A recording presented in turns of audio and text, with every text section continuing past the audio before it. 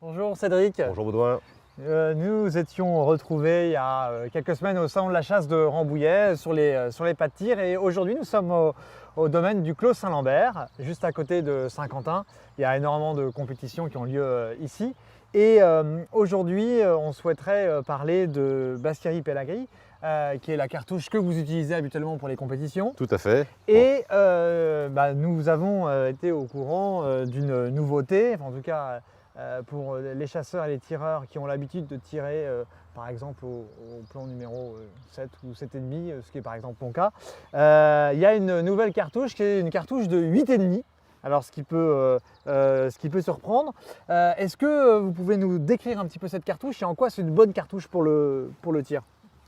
La cartouche, la 8,5 s'appelle la High Velocity chez Basquerie Pelagri F2 Flash. Ouais. Le principe de la cartouche reste toujours les mêmes chez Basquerie Pelagri. On a le système le Gordon System qui absorbe 15% du recul.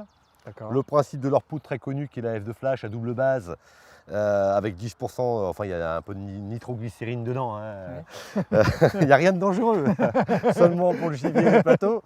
Et donc voilà, qui est tout de qualité, la jupe qui fait en soi et le plomb. Pourquoi 8,5? 8,5, aujourd'hui on en est passé, comme on l'avait dit une fois, à la 28 grammes.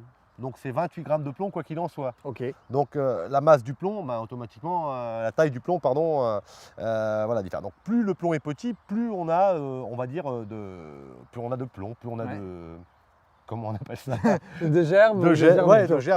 De projectiles, exactement. Okay. Donc en fin de compte, on est en plomb 8,5, donc plus de plomb qu'une cartouche de 7,5. Ok, donc ça veut dire concrètement qu'on aura potentiellement plus de chances d'avoir son plateau parce qu'il y a un peu plus de plomb ou rien à voir?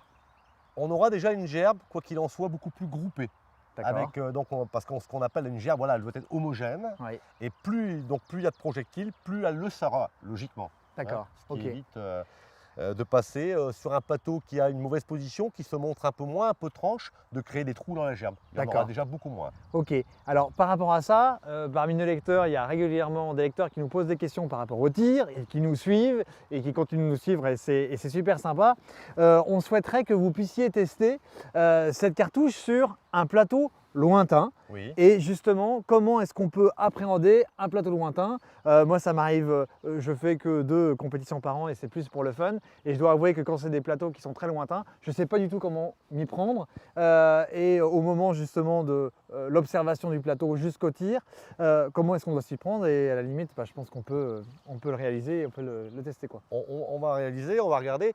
L'histoire d'un plateau lointain, déjà, c'est d'analyser correctement sa trajectoire. Savoir s'il est réellement traversard.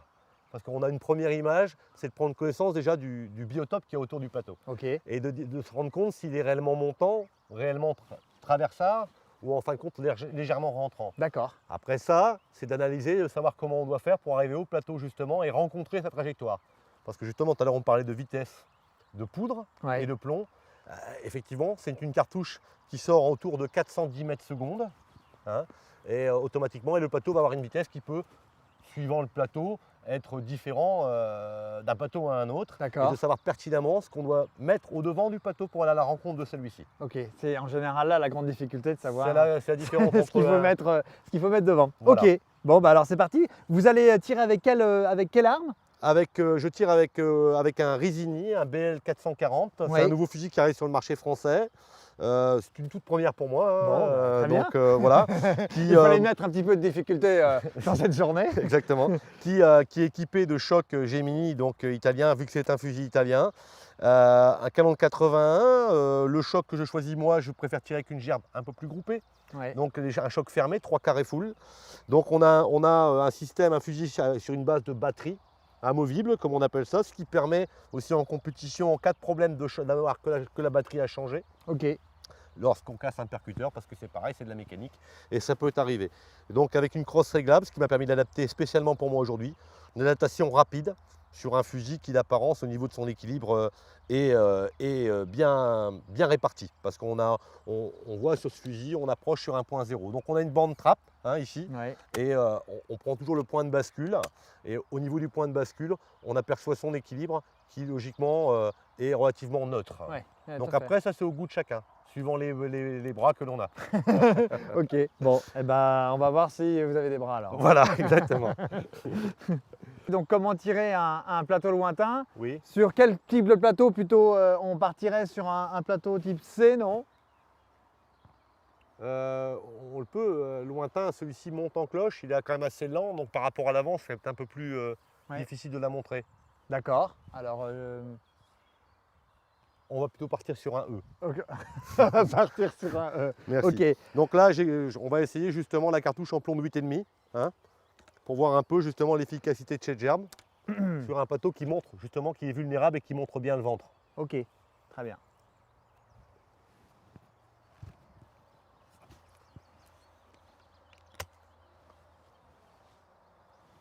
Paul!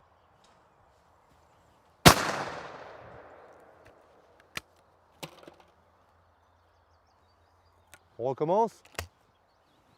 Paul! Donc on voit là, au premier impact, un plateau que je connais, que j'apprends, Ouais. et je me suis rendu compte que malgré tout, mon jugement était un peu faussé, j'étais un petit peu derrière. Vous avez tiré les deux plateaux au même endroit, à peu de choses près. Oui, c'est ce qu'on appelle le point de vulnérabilité pour moi.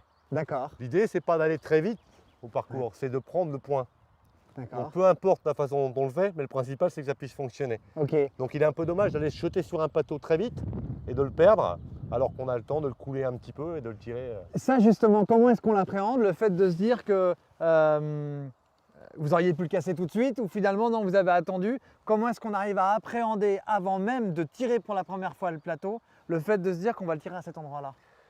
Bon, déjà, il y a plusieurs versions, parce que là, on est sous une forme d'entraînement et de démonstration, mais quoi qu'il en soit, si en compétition, on nous montre un menu comme il peut l'être là, Oui. avec un des plateaux bien défini, et on nous montre les plateaux qui réapparaissent dans le doublé. D'accord. Donc automatiquement, on va devoir tirer le plateau à un endroit sur lequel, par exemple le plateau A, Ouais. on va se retrouver, je vais devoir le tirer ici pour être dans l'axe directement replacé pour le second plateau. Ok, Je ne vais pas m'emmener tirer très vite ici pour devoir faire un grand geste pour le deuxième. ok. En fin de compte, ce qu'il faut, c'est créer un mouvement, mais entre guillemets, être aussi à la fois le plus fainéant possible.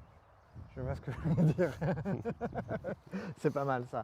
Bon, on en refait un petit dernier? Allez, un petit dernier. Ouais. On prend autre chose, on va prendre le C par exemple, le montant. Toujours avec la fameuse cartouche en plomb de 8,5. Paul!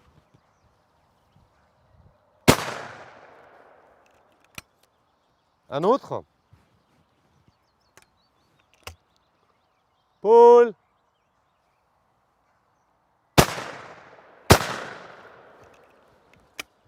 Là, c'était un petit peu différent. On avait, c'est quasiment une Chandelle, on va dire. hein. Oui.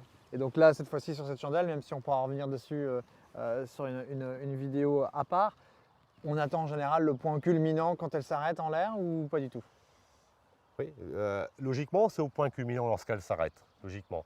Mais quoi qu'il en soit, en étant au point d'arrêt, il y a quand même le temps que les plombs vont arriver. Oui, Donc il faut anticiper son point d'arrêt. d'accord. Ok, Et tout dépend après sa vitesse, sa distance, c'est toujours pareil. ok. Bon, très bien. Et ben, merci en tout cas pour cette première vidéo.